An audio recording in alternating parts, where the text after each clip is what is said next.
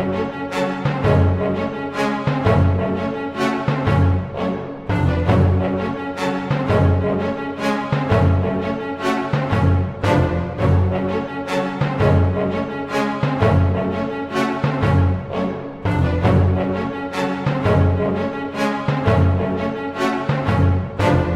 from it, we will give you all the leeway subject to the orderly conduct of the proceedings in this court.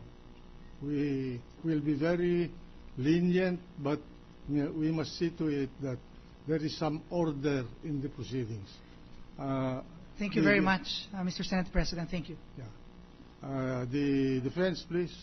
Mr. President, before going into my rebuttal statement, Your Honor, kindly allow me to make a short manifestation in connection with some of our actuations during the entire proceedings, Your Honor. You have You have 3 minutes. There were quite a number of times, Your Honor, that when something is said or argued, we wanted to take the floor already. And this is because we were accustomed in judicial proceedings. But we noticed that in the proceedings before this honorable body, Your Honor, before one could be recognized, there must be some sort of permission to be sought by the floor leader. And this, we were not mindful, Your Honor, because we consider this court as a constitutional court, Your Honor, and not merely the legislative part of the governmental machinery enacting bills for purposes of enacting laws, Your Honor. Yes. It is precisely why there are times when we wanted to butt in, there were times we wanted to make the counter-argument, and this is not manifested by any desire to violate or in any way degrade the authority of this honorable court. It was never intentional. It is probably because of our training as a judiciary man and also before the Court of Justice, Your Honor. Now, that is noted, but I would like to assure you that henceforth you may address directly both the prosecution panel as well as the defense may address directly the chair whenever you want to say something in connection with the ongoing proceedings. Thank you, Your Honor. Thank you, Your Honor. Now, there were some sort of a statement or manifestation on the part of the Honorable Counsel for the private prosecution, Your Honor, that apparently there was an authority granted to the prosecution to make a realignment of the different articles of impeachment which will be the subject of their presentation of evidence. This I fail to apprehend, Your Honor, because we were made to understand yesterday, and it was our impression that the entire proceedings will be governed by what appears in our pleadings, Your Honor. They started with grounds number 1 and so on down the line. When we were made to answer, Your Honor, we were laboring under the assumption that this order of allegation will be the same or carried through in the presentation of their evidence. If there will be any alteration, Your Honor, if there will be any deviation from this, permit me to say, Your Honor, and with due apologies to this court, that there will be a violation of the constitutional right of the respondent to due process, Your Honor. Why? Because he had been duly informed of the matters that will be taken up, the sequence thereof, and the presentation of evidence, Your Honor. We wanted to believe, and we asked permission, that they were not joking when they made this statement, when they made these allegations, Your Honor. They were embodied in here. There were solemn assertions and declarations upon which we could rely, Your Honor. So there is no reason as to why the order of presentation should now be changed, Your Honor.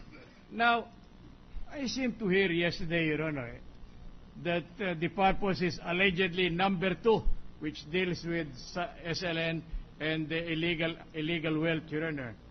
It's more paramount to them because apparently this is the demand of the public, Your Honor. I do not subscribe to that kind of a reasoning, Your Honor. I hope they pardon me for this because we are not dealing with these impeachment proceedings in order to satisfy the public, Your Honor, in order to satisfy the common man. In fact, it is very clear under the oath of the members of this honorable tribunal that this impeachment complaint or this impeachment proceedings shall be done with utmost impartiality and with due respect to the Constitution and the law of the land. Not to follow the dictates of the Commonwealth, to follow the dictates of the people in the street, Your Honor. Now, may I be allowed, Your Honor, to say why we are not amenable to the deviation from this rule. First, the issue of Article 2, Your Honor, which is allegedly disallowed illegally acquired wealth, Your Honor, is or could be found in page in paragraph 10 and 11 of their page 30. In paragraph 10, Your Honor,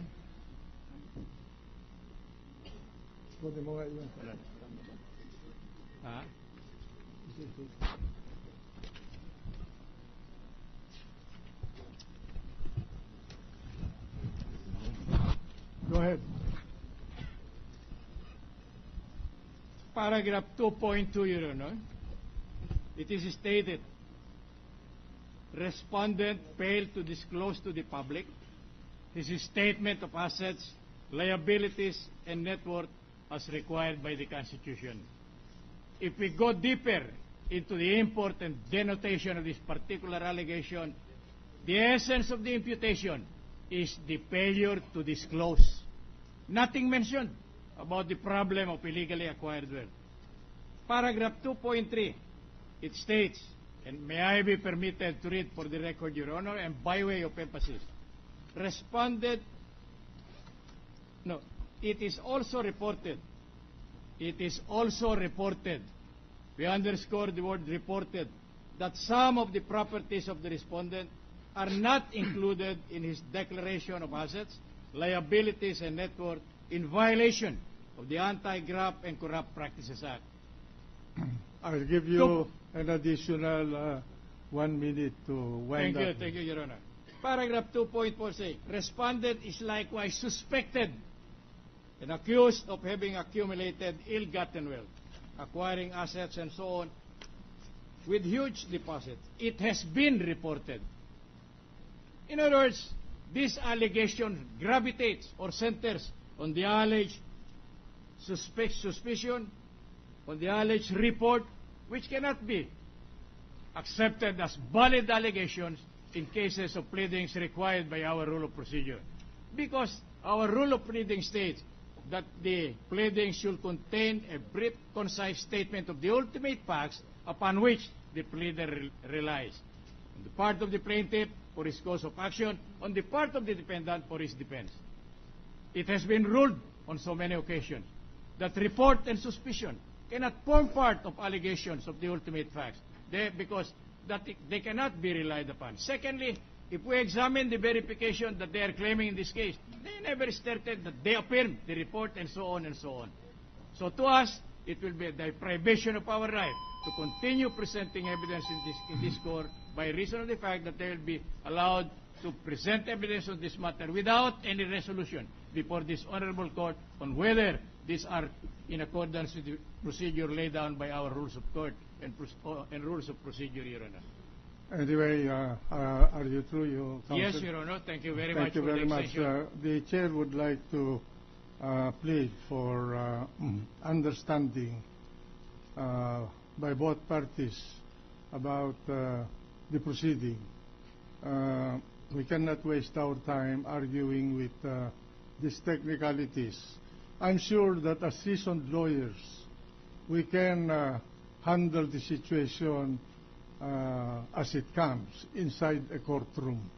Whether the starting point of the presentation of the proponent of the case is anywhere within the allegations in the complaint, the defense, I'm sure that they're prepared properly, could meet the challenge. So may I appeal to you that let us proceed with the merits of this case so that the people will not think that we are delaying this proceeding.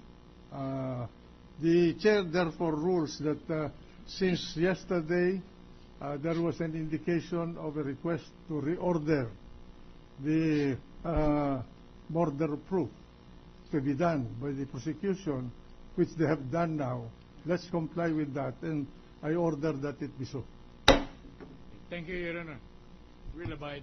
Proceed. Yes, Proceed with the presentation of your witnesses. thank you very much, Mr. Senate President. May we request the honorable body to call our first witness? May we call the clerk of the Supreme Court.